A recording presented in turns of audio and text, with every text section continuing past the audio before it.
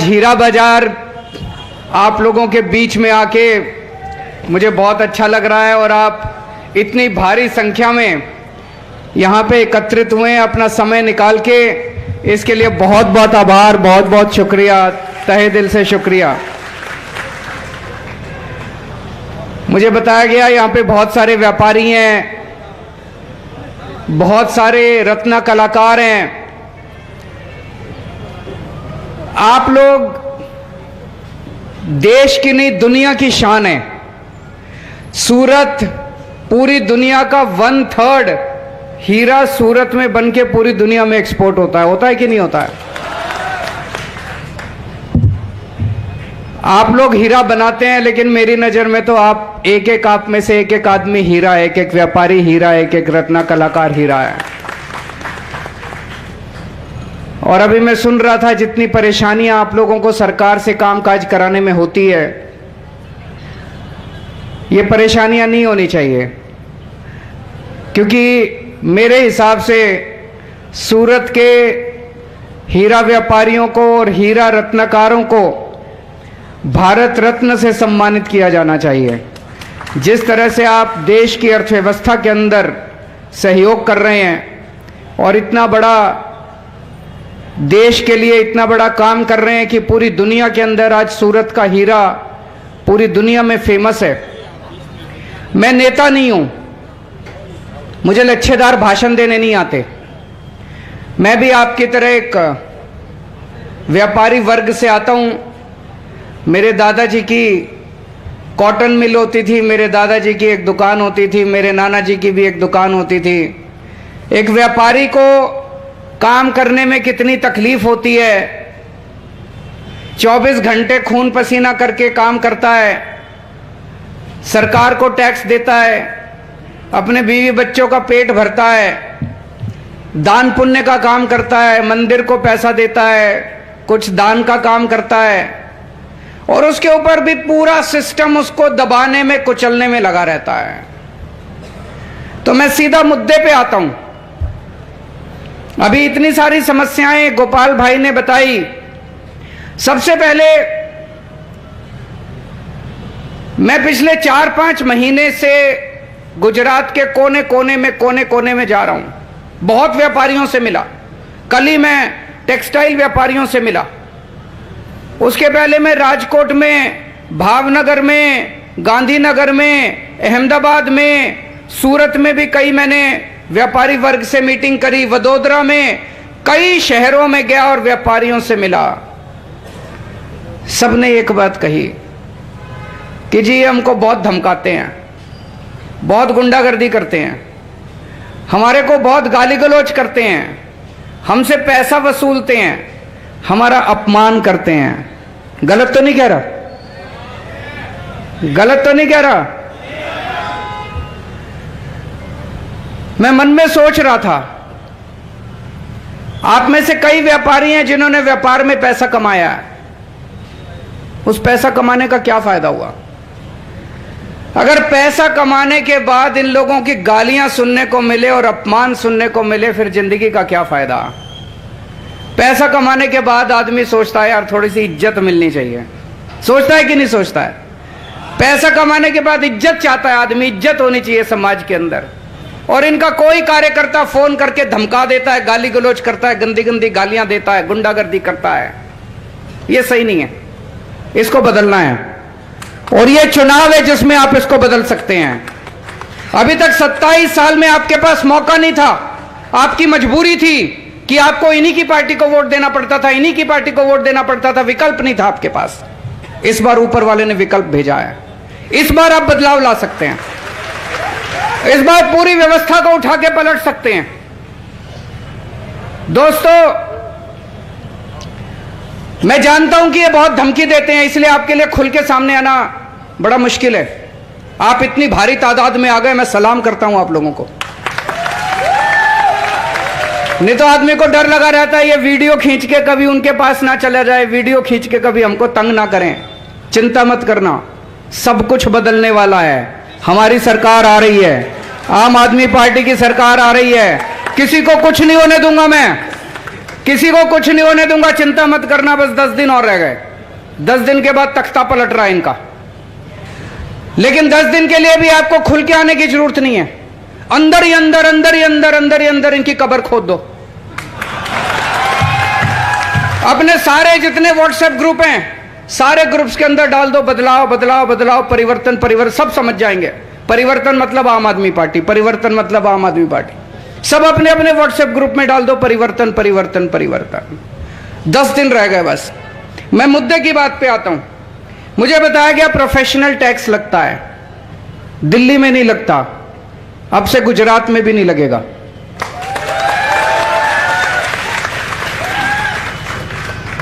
मुझे बताया गया जो छोटे कारीगर हैं उनके पास काम करने के लिए जगह नहीं है, वो बहुत ज्यादा रेंट देते हैं। जीआईडीसी की मदद से आप लोगों के लिए जगह क्रिएट करनी चाहिए, हम करेंगे। आप लोगों को बहुत सस्ते में या फ्री में जगह मुहैया कराई जाएगी ताकि आप लोग सस्ते में अपना काम कर सकें, आपको ज्यादा रेंट देके आपको काम करने की जरूरत ना पड़े। सबसे बड़ी परेशानी है धोखाधड़ी की। माल ले जाते हैं, पैसे नहीं देते, यह सबसे बड़ी परेशानी है। इसको मैंने कई व्यापारियों, टेक्सटाइल वालों से भी कल बात की, उन्होंने भी बताया कि यही सबसे बड़ी परेशानी है कि माल ले जाते हैं, पैसे नहीं देते, पैसे फंस जाते हैं।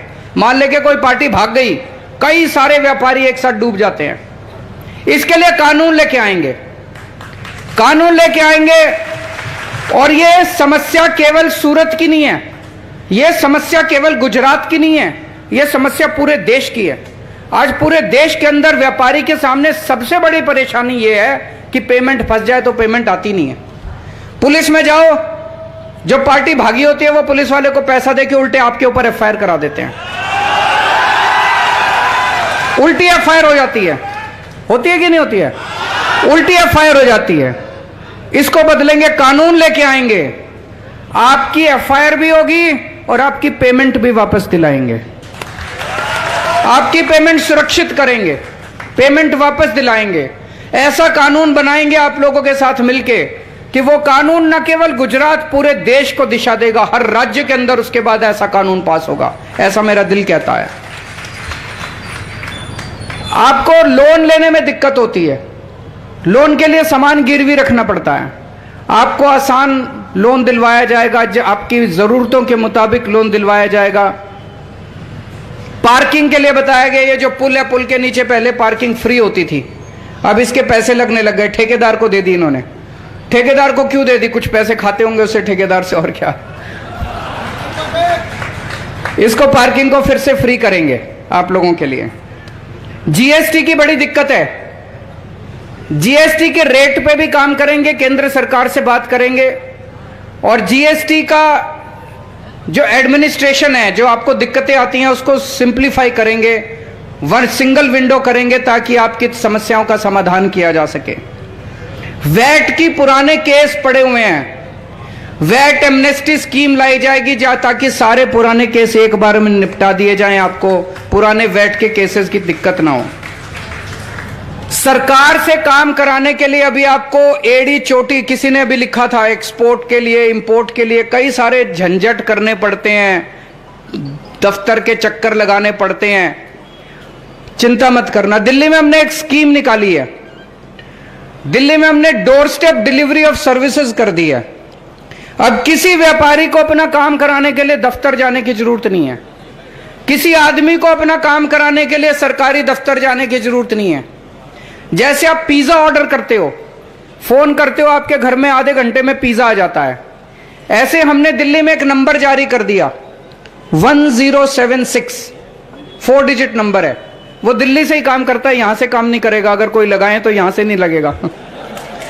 उस पर आप फोन करो, फोन करके बोलो कि मुझे फलाना फलाना लाइसेंस बनवाना है, मुझे फलाना फलाना सरकार से काम करना है, मुझे राशन कार्ड बनवाना है, मुझे आधार कार्ड बनवाना है, जो काम आपको चाहिए। वहां से पूछते हैं कि आप कितने बजे अपने घर मिलेंगे, हम कितने बजे आपका काम करने आए हैं। सरकार आपके घर आती है काम करने के लिए, आपको दफ्तर जाने की जरूरत नहीं है, किसी दलाल के पीछे करने की जरूरत नहीं है, दलाल को पैसे देने की जरूरत नहीं है, लंबी लंबी लाइनों में लगने की जरूरत नहीं है, बाबू से सिफारिश करने की जरूरत नहीं है। यहां भी चालू करेंगे, जैसे दिल्ली में चालू किया, अब आपको किसी सरकारी दफ्तर में चक्कर काटने की जरूरत नहीं है। आप अपना धंधा करो, आप फलो फूलो, आगे बढ़ो, खूब कमाओ। हम ये चाहते हैं आप खूब आगे बढ़ो, खूब तरक्की करो, खूब पैसा कमाओ, धंधा करो खूब जम के। सरकार की जिम्मेदारी हमारी है, सरकार को हम संभाल लेंगे, सरकार की कोई परेशानी नहीं होने देंगे आपको। अब थोड़ी सी और बातें कर लेते हैं। आज मैं जितना घूमा हूं गुजरात के अंदर, दो समस्याएं सबसे बड़ी आ रही हैं लोगों को, एक महंगाई की और एक बेरोजगारी की। बातें करनी बड़ी आसान है, सारी पार्टियां कहेंगी हम महंगाई दूर करेंगे, हम बेरोजगारी दूर, करता कोई नहीं है, कोई नहीं करता है। सरकार बनने के बाद 5 साल तक तो शक्ल नहीं दिखाते। आप उनके घर काम कराने के लिए जाओ, कुत्ता छोड़ देते हैं आप लोगों के ऊपर। हम लोग कुत्ता नहीं पालते।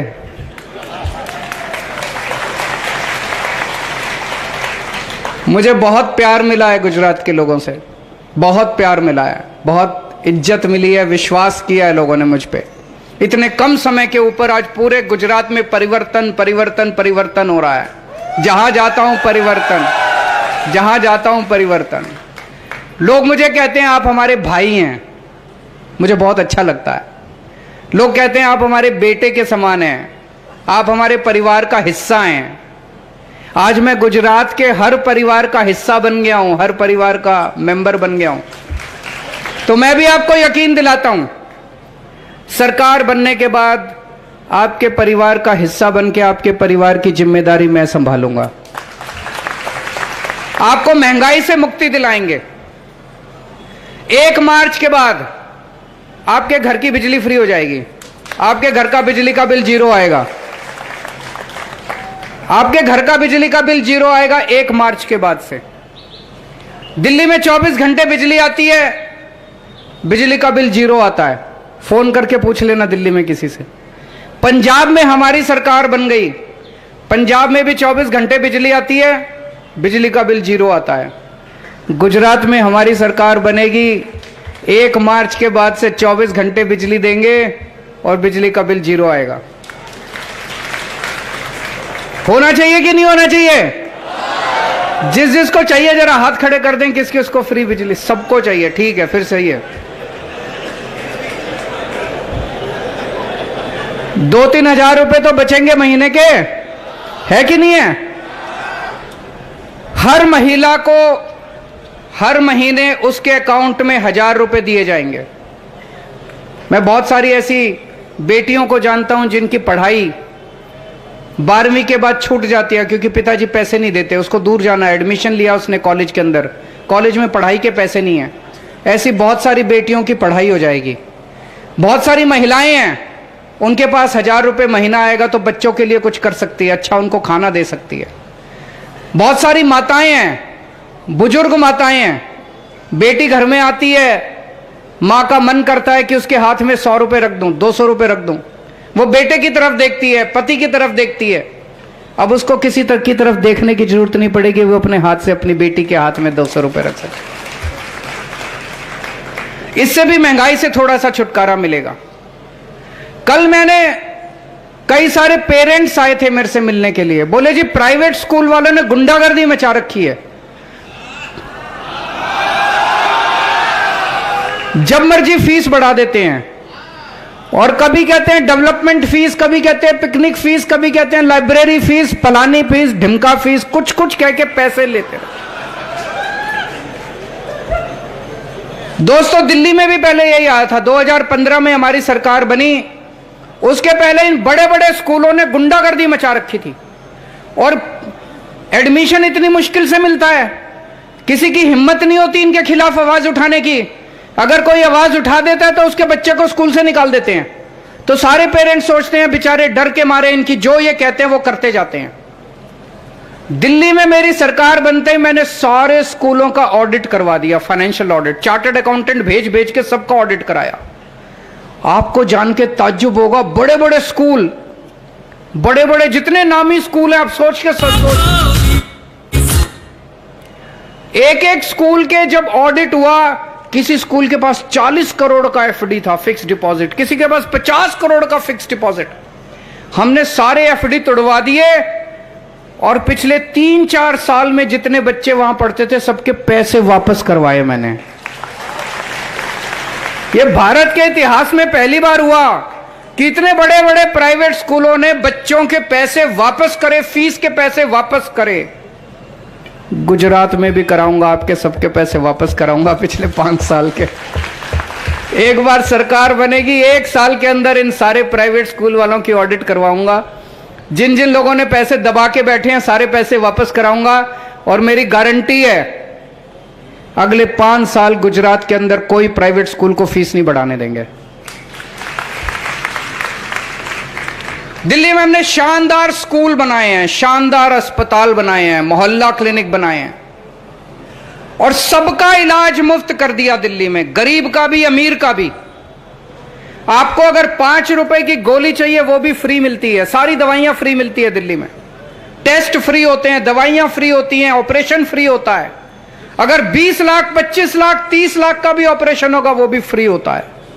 गुजरात के अंदर भी आपके लिए ऐसी व्यवस्था करेंगे। दोस्तों मेरे को गाली गलौज करनी नहीं आती है, 24 घंटे मेरे को गालियां देते हैं ये लोग, मेरे को गाली देनी नहीं आती, मेरे को काम करना आता है। परसों मैं देख रहा था इनका बहुत बड़ा नेता मेरे खिलाफ बोल रहा था केजरीवाल की आंख फोड़ देंगे, केजरीवाल की टांग तोड़ देंगे।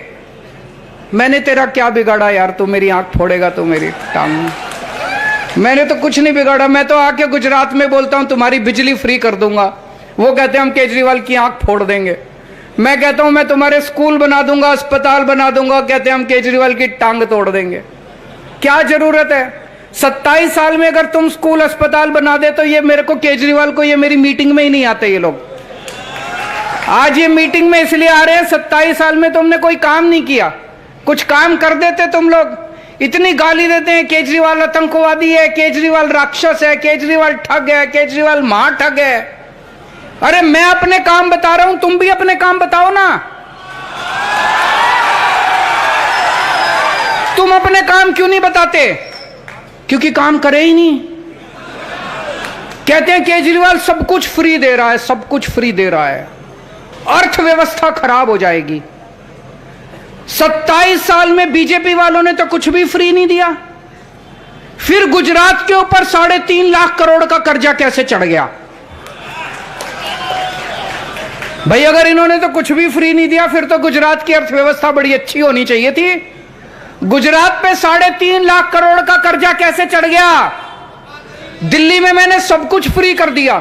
दिल्ली में बिजली फ्री है, दिल्ली में पानी फ्री है, दिल्ली में सबकी शिक्षा फ्री कर दी, शानदार स्कूल बना दिए। अब अमीर लोग भी अपने बच्चों को सरकारी स्कूल में भेजते हैं दिल्ली के अंदर। सबकी शिक्षा फ्री है, सबका इलाज फ्री है, महिलाओं को बसों में किराया फ्री है। और मैं बुजुर्गों को अयोध्या में रामचंद्र जी के दर्शन करा के लाता हूं दिल्ली में। सारी तीर्थ यात्रा फ्री है, आना जाना रहना खाना पीना सब कुछ फ्री है। दिल्ली में सब कुछ फ्री कर दिया, फिर भी दिल्ली के ऊपर कर्जा नहीं है। हमारा दिल्ली का बजट नफे में चलता है, नफे में चलता है। मैं बनिया हूं, मेरे को हिसाब किताब की थोड़ी अकल है और पढ़ा लिखा हूं, इंजीनियर हूं, समझ है। तो दिल्ली का कोई घाटा नहीं, बजट में फायदे में चल रहा है बजट कोई। तो दिल्ली की अर्थव्यवस्था इतनी शानदार, सब कुछ फ्री करने के बाद गुजरात के ऊपर 3.5 लाख करोड़ का कर्जा क्यों है? क्योंकि ये सारा पैसा खा गए ये लोग। तो अर्थव्यवस्था फ्री देने से खराब नहीं होती, अर्थव्यवस्था चोरी करने से खराब होती है। मेरे को पता चला इनका एक एमएलए है, चुनाव के पहले 2,000 रुपए महीने की नौकरी करता था, आज 20,000 करोड़ का मालिक है। इनका एक और एमएलए है, पहले 4 एकड़ जमीन थी, 5 साल एमएलए रहने के बाद अब 1000 एकड़ जमीन हो गई। इन्होंने इतनी प्रॉपर्टी बना ली, इतनी प्रॉपर्टी बना ली, हिसाब किताब नहीं है। अपने बेटे के नाम, बेटे के बेटे जो पैदा नहीं हुए उनके नाम भी प्रॉपर्टी खरीद ली। ये सारा पैसा निकलवाएंगे आपको, मैं वचन दे के जा रहा हूं। जितना पैसा इन लोगों ने 27 साल में लूटा है सारा पैसा आपका वापस करवाऊंगा, आपके लिए स्कूल बनाएंगे, आपके लिए अस्पताल बनाएंगे इस पैसे से। दोस्तों, आप सब लोग व्यापारी हो। व्यापारी हमेशा देखता रहता आंखें खोल के, मार्केट में नया माल तो नहीं आया। नया माल आया तो फिर नया माल लेके आता है ग्राहक के सामने। तो देश के अंदर नया माल आया अभी, आम आदमी पार्टी। ये लोग कहते हैं डबल इंजन डबल इंजन। अरे डबल इंजन को जंग लग गया, आप फेंको डबल इंजन उठा के। अब मार्केट में नया इंजन आया है। नया इंजन बिजली से चलता है, इनका डबल इंजन तो कोयले से चलता है, वो पुराने वाला है। नया इंजन लो, सारे व्यापारी हो, अच्छी तरह समझते हो। मार्केट में नया इंजन आया है, नई पार्टी आई है, नई सोच है, नई राजनीति है, नए चेहरे हैं, नई विश्वासधारा है। इस नई पार्टी को लीजिए। जैसे जब बरसात आती है, बरसात आने के पहले होता है ना, हवा का झोंका आता है, ऐसे आम आदमी पार्टी भारतीय राजनीति के अंदर एक हवा का झोंका है, फ्रेश हवा का झोंका है। आप सब लोगों का साथ चाहिए। 2 दिन रह गए चुनाव में, इन 2 दिनों के अंदर आपका भरपूर समर्थन चाहिए। हम लोगों के पास पैसा नहीं है चुनाव लड़ने के लिए, हम कट्टर ईमानदार हैं। मेरे को 7 साल हो गए दिल्ली का मुख्यमंत्री। मैं चाहता तो करोड़ों रुपए कमा लेता, मेरे पास भी पैसा नहीं है। मैं भी फक्कड़ हूं, मेरी पार्टी भी फक्कड़ है, और ये जितने हमने कैंडिडेट बनाए हैं ये भी सारे फक्कड़ हैं, इनके पास भी नहीं है पैसा। चुनाव आपको लड़ना पड़ेगा, आपको एक एक आदमी को चुनाव लड़ना पड़ेगा। इनके लिए नहीं, अपने भविष्य के लिए, अपने बच्चों के भविष्य के लिए। ये मैं गारंटी देता हूं। आप मेरे को एक मौका दे दो, आपके बच्चों का भविष्य बना दूंगा मैं। ये मेरे को आता है, मेरे को स्कूल बनाने आते हैं, मेरे को अस्पताल बनाने आते हैं, मेरे को कॉलेज बनाने आते हैं, मेरे को गुंडागर्दी करनी नहीं आती, लफंगाई करनी नहीं आती। एक मौका दे दो। अगर मैं काम ना करूं, 5 साल के बाद आपसे वोट मांगने दोबारा इस चौक पे नहीं आऊंगा। भारत माता की। 2 મિનિટ સાહેબ, થોડાક હીરાના વેપારી આપણું સન્માન કરવા માંગે છે।